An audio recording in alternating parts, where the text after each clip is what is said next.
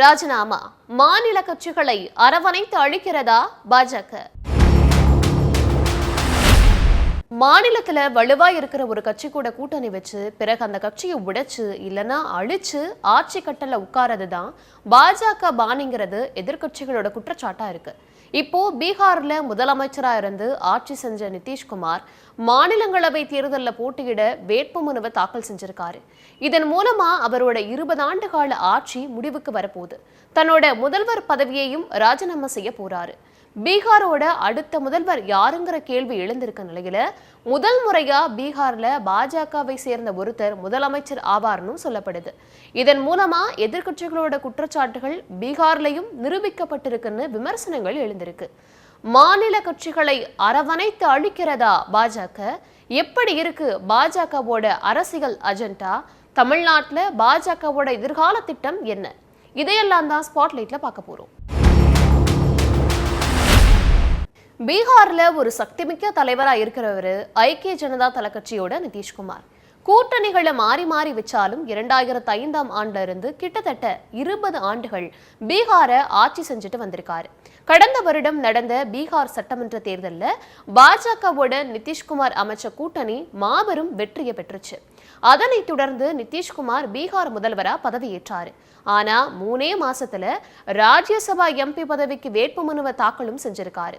தன்னோட அரசியல் பயணத்தோட தொடக்கத்திலேயே பீகார் சட்டசபையோட 2 சபைகள்லையும் நாடாளுமன்றத்தோட 2 சபைகள்லையும் பணியாற்றணும்னு ஆசைப்பட்டேன்.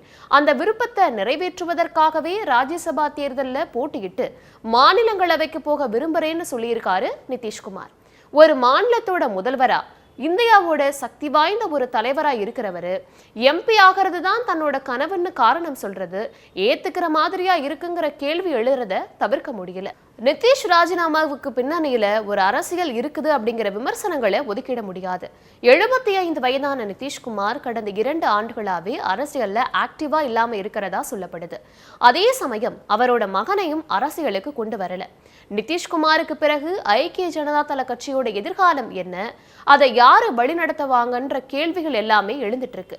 நிதிஷ்குமாருக்கு பிறகு கட்சியை வழிநடத்த ஆளுமையான தலைவர்கள் இல்லைங்கிறதே யதார்த்தமா இருக்கு.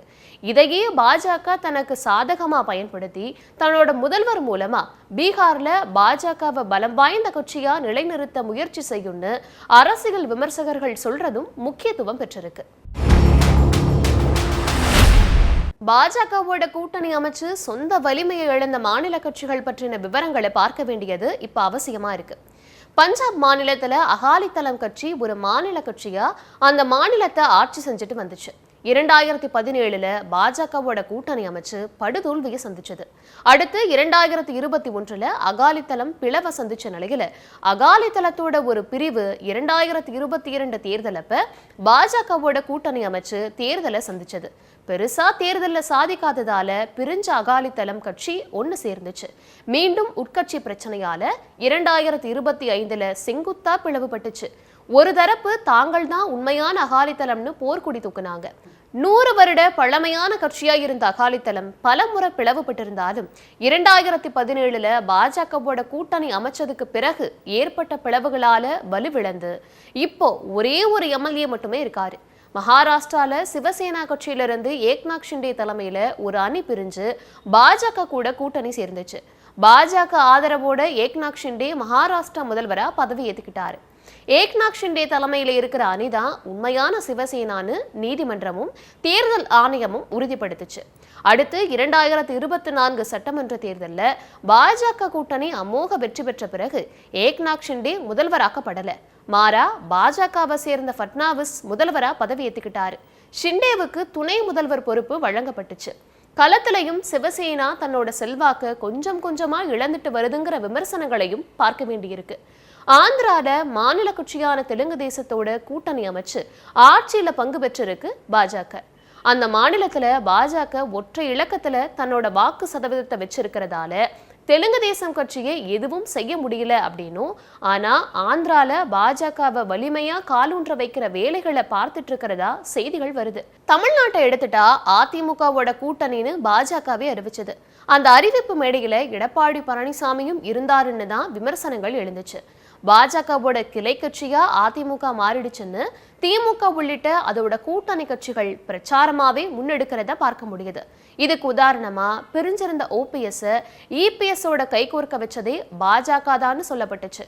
அதை ஓபிஎஸும் உறுதிப்படுத்தி இருக்கிறத பார்க்க வேண்டியிருக்கு. கூட்டணியை முடிவு செஞ்சதுல இருந்து தொகுதி பங்கீடு வரைக்கும் பாஜகவோட ஆலோசனை நடத்த அதிமுக தலைமை தான் டெல்லிக்கு போயிருக்கிறத பார்க்கிறோம். இதன் அடிப்படையில அதிமுகவை பாஜக தன்னோட கட்டுப்பாட்டுல வச்சிருக்குங்கிற குற்றச்சாட்டுகள் முன்வைக்கப்படுது.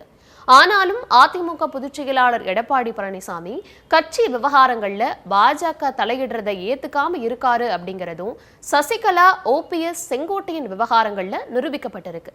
ஆனாலும் பீகார் முன்னாள் துணை முதல்வரும் ஆர்ஜேடி தலைவருமான தேஜஸ்வி யாதவ் நேற்று மகாராஷ்டிராவில் செஞ்சதை இன்னைக்கு பீகார்ல பாஜக செஞ்சிருக்கு. நாளை தமிழ்நாட்டில் அதிமுகவுக்கும் அந்த நிலை வரலான்னு சொல்லியிருக்கிறது அரசியல் வட்டாரங்கள்ல பரபரப்பா பேசப்படுது.